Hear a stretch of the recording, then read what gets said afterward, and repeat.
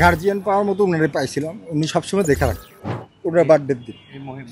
হ্যাঁ, সবাইকে কিনে খাওয়াচ্ছে। মিটফোটে কেউ বাকি ছিল, এই যে ওর ছোটো ভাই ওরাও গেছে, গেছিলি না খাই সস্তা, সবারই তো নিয়ে গেছিল, সবারই খাওয়াইছে, ট্রিটও ছিল তখন। বাচ্চাগুলোকে এখন এতিম করা হয়েছে। এই বাচ্চাগুলার একই থালে বৈশা সে খাইছে, বাচ্চাগুলো নিজের হাত দিয়ে তারা খাওয়া দিয়েছিল, বুঝছেন? এই মানবতাটা রাখে নাই সে। তার ভিতরে জানোয়ার ঢুকছে, জানোয়ার। সেই জানোয়ারটা কে ঢুকাইছে তা আপনারা সোশ্যাল মিডিয়া আছেন, বের করেন। উনি অনেক অসুস্থ, এই যে উনি যে আসছে উনারা মারছে, তখন উনি অনেক অসুস্থ। মানসিক যে একটা শক্তি তার ছিল না, বুঝছেন? এক থালে খাওয়ার মানুষ যদি এক থালে খাওয়ার মানুষরা মেরে ফেলতে পারে, তা আমি আমার সাথে মানুষের বিশ্বাস করতে পারি না। ওদিন রাত্রেবেলা মামলা নিতেছি না, পুলিশ মামলা নিবেন না, মামলার নাম নিতেছে, নাম কাটে ফেলতেছে। এই আনসার কেন এখানে মারছে? একটা আনসার বেরোইছে সশস্ত্র বাহিনী বলে তাদেরকে, উনাদের কাছেই তো জনগণ সিগারেট নেয়, উনি তো নিজেরাই টাকা খায়, কুল পায় না। আপনার আমাদের সাথে অনেক মিশে চলতো, যেমন বাবা নাই, গার্জিয়ান পাওয়ার মতো উনারে পাইছিলাম। উনি সবসময় দেখা রাখতো, যখন কাছে কথা বলতো সবসময় ফোন দিত। আমার পরিবারের আমার বউকে ছোটো বোন রাখছে, তো ওই হিসাবে মানে বাপের স্নেহটাই উনি করতাম। তো হয়তো বা কেউ আমার নামে কোনো কিছু বলছে, তার কারণে আমার দূরে রাখছে। তা আমি ওই সে কষ্টটা নিতে পারিনি, আমি সবসময় বাসায় থাকতাম। ভাই আমার কষ্ট দিচ্ছে। ভাই বলতে সোহাগ ভাই, হ্যাঁ হ্যাঁ। আমি যখন উনি ব্যবসা করতে আসে, ওনার প্রথমেই বাধা দেয়। বাধা দেওয়ার পরে উনি বলছেন ব্যবসা আমি করব।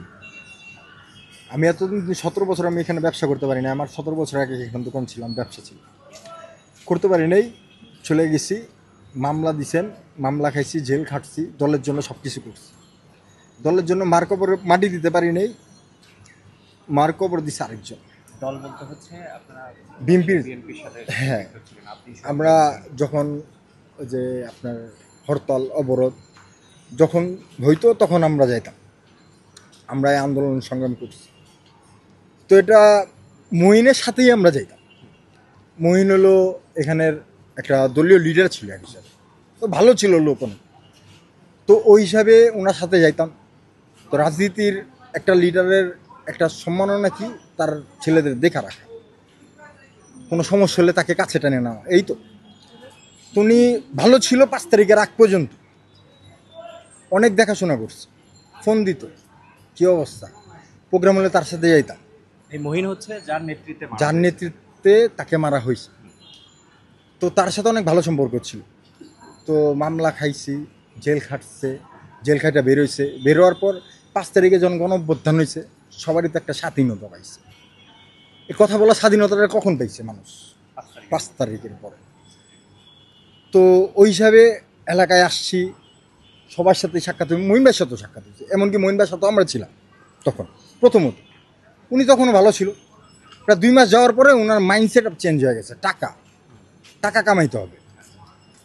তো ভাই যখন ব্যবসার এখানে ঢুকছে, তখন ভাই ওনাকে সম্মাননা হিসাবে, বড় ভাই হিসাবে, যে এতদিন টাকা পয়সা হয়নি, আমার তো একটা ব্যবসার লাইন আছে, যা আমি টুকিটাকি বাইরে করছি, যা শিখছি এটা এখানে এসে করি।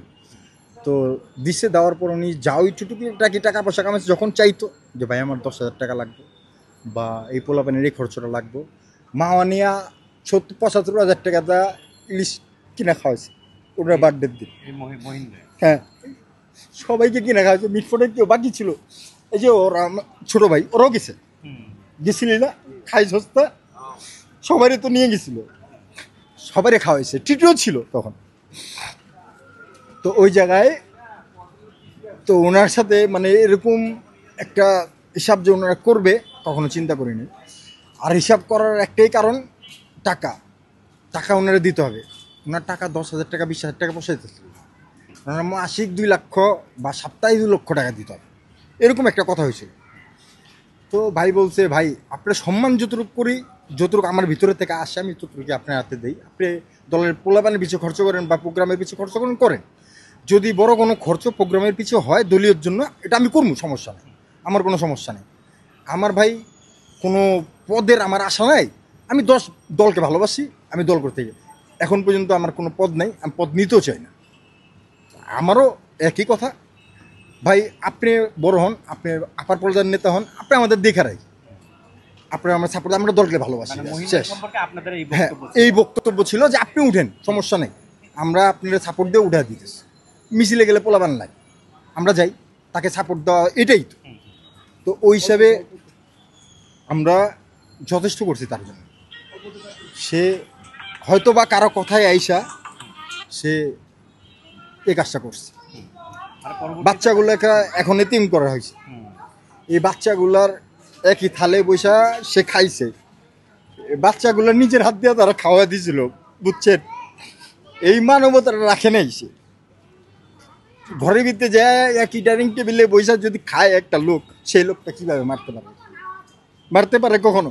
তার ভিতরে জানোয়ার ঢুকছে, জানোয়ার। সেই জানোয়ারটা কে ঢুকাইছে তা আপনারা সোশ্যাল মিডিয়া আছেন, বের করেন। এখন হচ্ছে তার মানে কনফ্লিক্টটা হলো যখন হচ্ছে সে নির্দিষ্ট পরিমাণ টাকা চাইলো তখনই আসলে কনফ্লিক্ট তখনই বাড়ছে, হ্যাঁ, মানে জিনিসটা প্রতি মাসে সে দিবে না, 2 লক্ষ টাকা করে। ভাই তো দিবে না, হুম, ভাই তো না, আমি টাকা দিব না, তাহলে এটা চাঁদাবাজি হয়ে গেল। আপনি ভাই হিসাবে আমার চাঁদাবাজি কিভাবে করতে পারেন? টিটু ভাই সে বুঝেছে, আপনি আমার বড় ভাই, আপনি আমার কাছে আবদার করতে পারেন, চাঁদা চাইতে পারেন না, হ্যাঁ একেবারে দাবি করতে পারেন না, আবদার করতে পারেন, ভাই আমার 10,000 টাকা লাগবে খরচে, আবদার করতে পারেন। আমি ছোট ভাই হিসাবে আমার কাছে ব্যবসা আছে, আমি ব্যবসা কামাইতেছি, আমি দিব, সমস্যা নেই। বড় ভাই সম্মান হিসাবে দিব, চাঁদা হিসাবে আমি কাউকে টাকা দিব না। এই কনফ্লিক্টটা আসলে কতদিন ধরে চলতেছিল? এই হচ্ছে মাসখানিক হবে, মাসখানেক হ্যাঁ, কনফ্লিক্টটা চলছে। মাসখানিক। উনার ট্রেড, উনি এই যে কিছুদিন আগে অসুস্থ, টাইফয়েড হয়েছিল, ওনার চুল সব মাথা পুরো ঘা হয়ে গেছিলো, ঢাকা হাসপাতাল ভর্তি ছিল, বাসাও প্রায় সপ্তাহখানিক ছিল। উনি অনেক অসুস্থ, এই যে উনি যে আসছে উনারা মারছে, তখন উনি অনেক অসুস্থ, মানসিক যে একটা শক্তি তার ছিল না, বুঝছেন? নাহলে তাহলে এরকম ভাবে মারতে পারেন না। যেদিন যেদিন মারছে সেদিন নাকি ইসের থেকে তুলে নিয়ে আসছে। দোকান থেকে উঠে নিয়ে আসছে ভাই, শুনছি তো, হ্যাঁ। তখন আপনারা কেউ ছিলেন না? ছিলাম না ভাই, দুঃখ তো এইটাই। কেউ ছিলেন না, তারপর উঠাই নিয়ে এসে এখানে এসে হ্যাঁ, মারছে। আচ্ছা, আচ্ছা, এই ঘটনাটা হচ্ছে 2 দিন পরে সবাই জানলো, এর কারণ কি এই হিসাবে আপনারা কি ভাবে দেখছেন? ভিডিও তো সেই সময় মানুষ ভিডিও করছিল, 2 দিন সবাই পরে সবাই জানলো। আপনার জানার মায়া আছে না, হুম, উনি যে মরছে ওনার দেখছি, নিজের চোখে দেখলাম, ভিডিও দেখছি না, ভাইরাল হচ্ছে না, ভিডিও দেখা ভাই নিজের ভিতরে কিছু নাই, মানে আমি ওর সামনে সিকিউরিটি নাই, ও আমার মেয়েরা ফেলতেছে নাকি এটাই তো আমি জানতেছি না। কাছের মানুষ তো, এক থালে খাওয়ার মানুষ যদি এক থালে খাওয়ার মানুষরা মেরে ফেলতে পারে, তা আমি আমার সাথের মানুষকে বিশ্বাস করতে পারি না। আমি নিজে একা আরেক জায়গায় চলে যাই, আমার মোবাইলটা বন্ধ করে আমি বসেছিলাম, যে এটা যে বলবো স্টেপ আগে কতটুক যায়, প্রশাসন কতটুক করে এটা দেখতে হবে, আচ্ছা, তারপর আমরা যাব, সমস্যা নেই। প্রশাসন আসছে মানে পুরোপুরি, আপনারাও স্তম্ভিত হয়ে গেছিলেন এই আমরা ঘটনাতে যে কি ওদিন করবো? রাত্রেবেলা মামলা নিতেছি না, পুলিশ মামলা নিবে না, আপনারা মামলার পুলিশের নাম কাছে নিতেছে, নাম কাটে ফেলতেছে, নাম নিতেছে, নাম কাটে ফেলতেছে, থানা থেকে ফোন আসতেছে আমরা লাশের সামনে, মামলা নিতে চায় না কেন? কারণ কি? এটা নিশ্চয়ই কোনো কারণ আছে, এই কারণটা কি? এটা কারণ হিসেবে ওই যে মহিনের যে একটা প্রভাব এই যে আমরা যে নিস্তব্ধ হয়ে আসছিলাম এই কারণেই ভাই। প্রশাসনই যদি মামলা না নিতে চায়, প্রকাশ্যে এরকম মানুষটারে মারলো, প্রশাসন যদি মামলা না নিতে চায়, তাহলে আমরা কিভাবে সিকিউর থাকবো? এই যে আনসার কেন এখানে মারছে, একটা আনসার বেরোইছে, সশস্ত্র বাহিনী বলে তাদেরকে, উনাদের কাছেই তো জনগণ সিকিউরিটি নেই, উনি তো নিজেরাই টাকা খায়, কুল পায় না। তার মানে মহিনের একটা চরম একটা প্রভাব এই এলাকায় ছিল, সব আগে দিক থেকে দিয়ে। সবাই ছিল। সব দিক দিয়ে প্রভাব ছিল। এখন আরও কিছু সন্ত্রাসী ওনার সাথে অ্যাড হয়েছে, যেমন টিটু। টিটু তো একটা পুরানো জাতের সন্ত্রাস, এটা আপনি ওই যে তার এলাকা 31 নং ওয়ার্ড, সেখানে গেলেই কাউকে জিজ্ঞেস করলেই পাবে।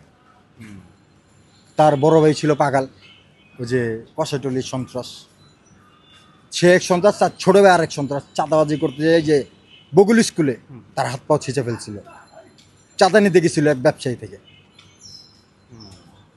তার মানে হচ্ছে মানে বিষয়টা যেটা দাঁড়াচ্ছে যে সম্পর্ক আসলে সোহাগ ভাইয়ের সাথে তার ভালো সম্পর্কই ছিল, কিন্তু যখন সে প্রফেশনালি মানে চাঁদার কথা বললো যে প্রতি মাসে এভাবে ভাই টাকা দিতে হবে, সম্মাননা তখন একটা, চাঁদার সোহাগ ভাই- একটা, চাঁদা তো দিব না, হুম, চাঁদা কেন দিব?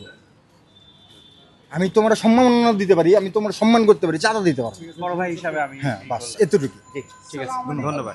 আপনার পরিচয়টা হচ্ছে আপনি সোহাগ ভাই কেমন আমি ভাই? সোহাগ ভাইয়ের ছেলেই বলতে পারবো, ছোট ভাই, বুঝছেন? আপন ছোট ভাই? হ্যাঁ, এরকমই মনে করো। আপনার নাম? জেবিন, মোহাম্মদ জেবিন। ছোট ভাই।